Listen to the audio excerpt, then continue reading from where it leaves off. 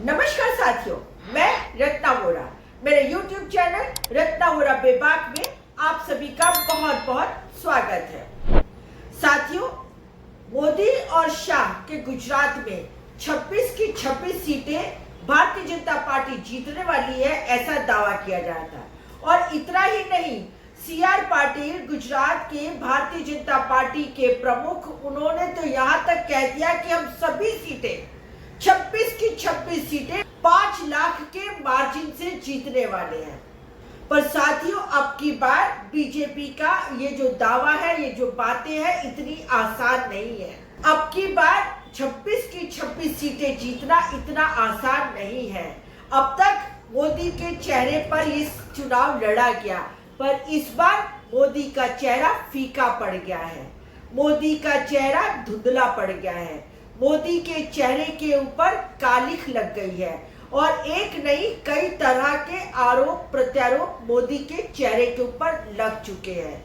ऐसे हालातों में गुजरात में खुद 26 की 26 सीटें जीतना अब भारतीय जनता पार्टी के लिए मुमकिन नहीं है। तो चलो मैं अब आपको लेके चलती हूँ गुजरात की कौन कौन सी सीटों के ऊपर बीजेपी का पेच फंसा हुआ है। तो साथियों, आज हम इस वीडियो में यही चर्चा करेंगे कि कौन कौन सी सीटों पर पेच फंसा हुआ है और कहां-कहां बीजेपी को मात मिलने वाली है।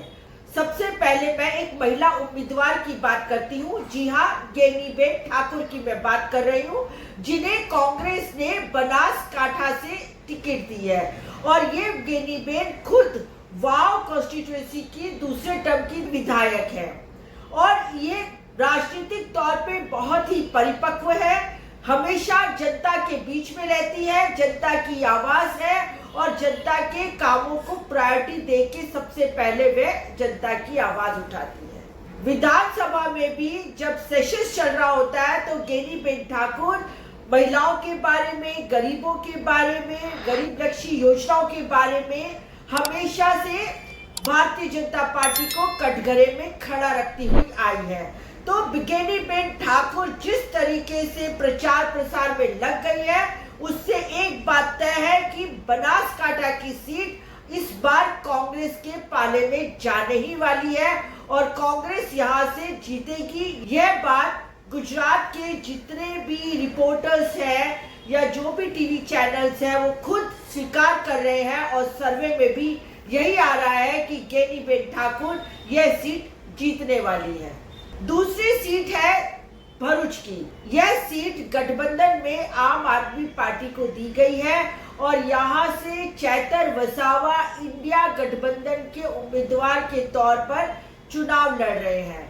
चैतर वसावा भी खुद गेड़ियापाड़ा विधानसभा के विधायक है और साथ ही अभी कुछ समय पहले चैतर वसावा को मोदी सरकार ने, गुजरात की भाजपा सरकार ने जेल में डाल दिया था, एक ऐसे केस में जिसमें वह प्रजा की बात कर रहे हैं और प्रजा की बात करते हुए उन्होंने किसी सरकारी अधिकारी के सामने आवाज उठाई थी।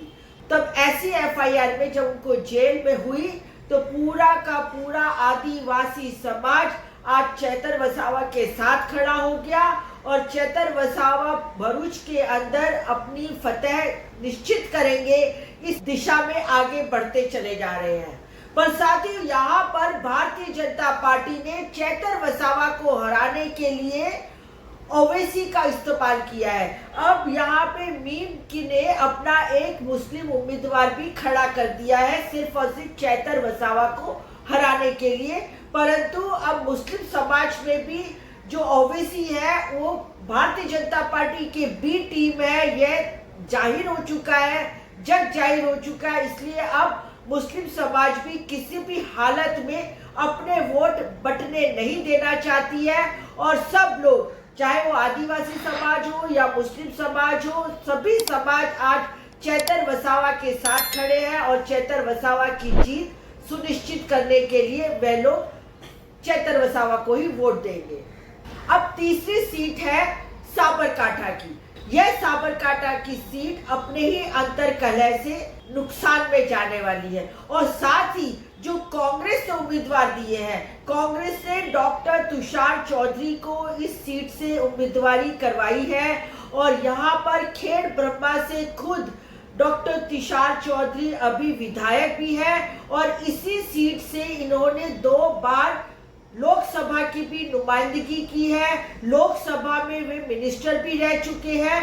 अर्थात डॉक्टर तुषार चौधरी बहुत ही मंझे हुए एक उम्मीदवार है और उनके पिता अमर सिंह चौधरी गुजरात के मुख्यमंत्री भी रह चुके हैं। इसीलिए यह सीट भी निश्चित तौर पे कांग्रेस जीतेगी, ऐसा लोकल सर्वे में कहा जा रहा है और सभी मान के बैठे हैं कि यह सीट भी अब भाजपा के हाथ से गई। और साथ ही यहाँ पर जो बीजेपी के उम्मीदवार हैं मनसुख वसावा, वो बेशक बार बार जीतते आए हैं परंतु उन्होंने कुछ काम नहीं किया है, अपने बजट का भी उपयोग नहीं किया है। और जो ये एक आदिवासी बेल्ट है और आदिवासियों की इतनी सारी समस्याएं हैं, वहाँ ना अच्छी शिक्षा है, ना पानी है, ना रोजगार है और लोग मतलब बहुत बुरी हालात में है। ऐसे समय पर कांग्रेस के उम्मीदवार डॉक्टर तुषार चौधरी की जीत निश्चित और पक्की मानी जा रही है, यह राजकीय विश्लेषण का भी मानना है। अब चौथी सीट है वलसाड़ की। ये एक आदिवासी रिजर्व सीट है, एसटी रिजर्व सीट है और इसमें कांग्रेस ने अनंत पटेल को टिकट दी है।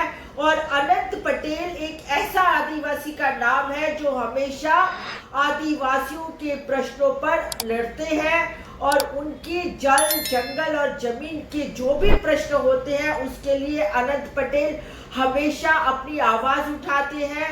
इन्होंने ही भारतमाला प्रोजेक्ट के सामने आवाज उठाई और इस वजह से अभी भारतमाला प्रोजेक्ट को बंद कर दिया गया है। और साथ ही अनंत पटेल इतने ज्यादा फेमस है कि वहां पे गांव का बच्चा बच्चा, उस विस्तार का सभी लोग अनंत पटेल को जानते हैं। परंतु जो भारतीय जनता पार्टी ने वलसाड़ से उम्मीदवार दिया है धवल पटेल को, उस धवल पटेल को कोई जानता नहीं है। एक तरीके से आयाती उम्मीदवार है, उसके खुद के गांव के लोग उसको पहचानते नहीं है। इसलिए यहाँ पर भी मैं मानती हूँ और राजकीय विश्लेषक मानते हैं कि वलसाड़ से अनंत पटेल की विजय निश्चित है। तो साथियों, आज इस वीडियो में मैंने आपको 4 कांग्रेस के उम्मीदवारों की राजकीय समीक्षा करके बताई है। जैसे जैसे समय बीतेगा दूसरे और उम्मीदवारों के बारे में भी मैं आपके बीच में आऊंगी वीडियो लेकर और तब हम उस पर और ज्यादा चर्चाएं करेंगे।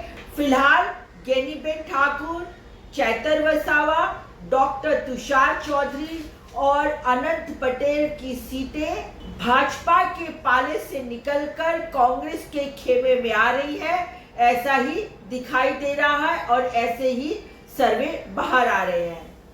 तो साथियों, आज के इस वीडियो में इतना ही। मैं फिर मिलती हूँ एक नई वीडियो, एक नए विचार के साथ। यदि आपको ये मेरा वीडियो पसंद आया हो तो मेरे YouTube चैनल रत्ना वोरा बेबाक को सब्सक्राइब कीजिए, ज्यादा से ज्यादा लाइक दीजिए और ज्यादा से ज्यादा शेयर कीजिए। साथ ही आप मुझे इंस्टा, फेसबुक और एक्स पर भी फॉलो कर सकते हैं। नमस्कार।